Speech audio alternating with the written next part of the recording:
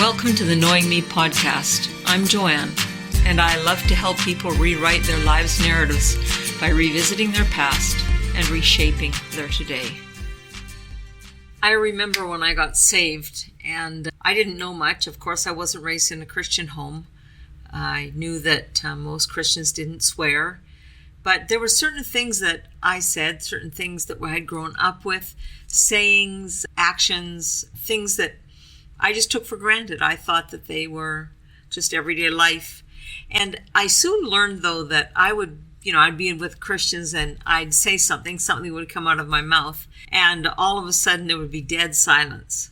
And I'd look around and I'd go, oh, what did I do? What did I say? What is wrong? What is the thing that happened here? And I soon learned that when there was silence after I'd said something, I needed to eliminate that phrase from my vocabulary or eliminate that expression from my vocabulary. And so that was just something that I learned like that. But I often wondered, how am I supposed to know all of these things? How am I supposed to know when or what to say or what's good to say or what isn't? And even sometimes today, after years of knowing the Lord, you're speaking in English and an expression comes out, it just comes out of your mouth from the past, and then people look at you and you go, oh, well, there's another one, there's another one. And I just was reading in Deuteronomy, and it was just really interesting. Verse 29 from chapter 29, it says, "The Lord our God has secrets known to no one. We are not accountable for them, but we and our children are accountable forever for all that he has revealed to us." And for me, that verse just meant, whoa, I don't have to worry about what I don't know. I just have to worry about what I do know. I have to put into practice what I do know. I have to think about what I do know and see how that's going to be applicable to my life. I can't know everything. I think that's why eternity is so long. Because what's going to happen, I'm sure, is that when we get into heaven and we see God, we're going to go, oh, wow, I never knew that. And it's going to cause us to fall down and worship. And then we'll get up and we'll see something again and we'll go, oh, I never knew that. And we'll fall down and worship. And in one sense, that's what the Christian life is like. I'm reading in the scriptures and I go, oh, I never knew that. And it's funny how you can read the scriptures 10 times and then the 11th time, this verse will just come out to you. And it's like your heart says, oh, I never understood that till now. I think it's important for us to remember, especially when we're working with people that are just saved or even people that have been saved for a while and they don't know something, we have a tendency to go, oh man, they're never going to learn. Learning is a process.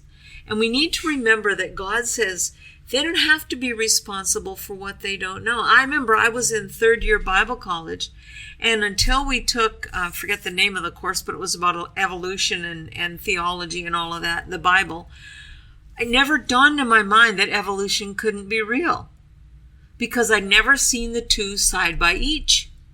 So I was in third year Bible college. I had never considered the fact that evolution was a lie because I'd never seen it in the light of the scriptures. And so you would think, well, you must have known that. Well, I believed in creation, but it never dawned on me that I shouldn't believe in evolution. And so we need to realize that when we're working with people, when we're talking with people, we need to meet them where they are on their level of knowledge, not on our level of knowledge.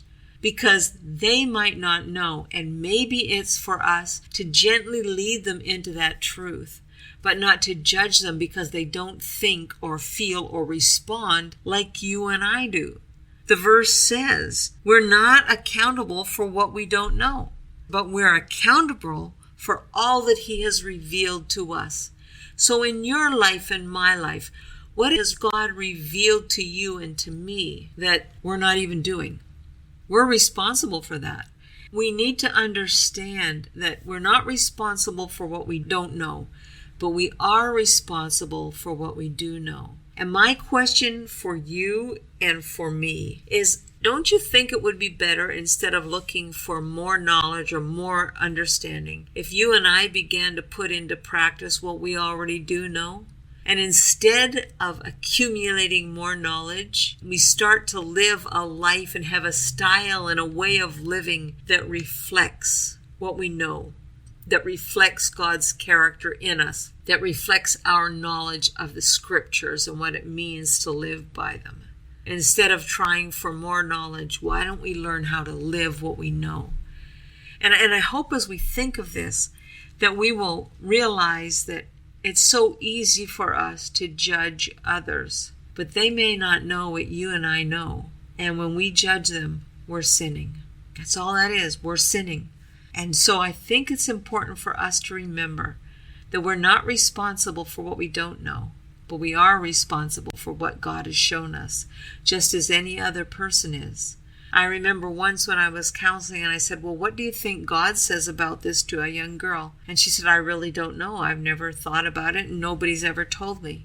And so here we have a young girl that's sinning, but she doesn't know that it's sin. And just like when I was a new Christian, there's lots of things I did that I really didn't know were wrong to do. I really didn't know they were wrong to do.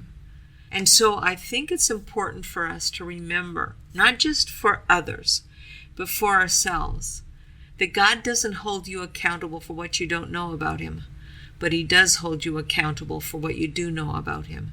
And my question for you and me is, are we living according to what we know? Are we living according to what we know? I hope so. And I hope that God is glorified in yours and my life for the way that we're living according to what he has given to us, according to what he has taught us. Because once again, it's all about him. It's all about doing things his way. It's all about glorifying his name in the way that we live this life. I trust that we will live it for his glory.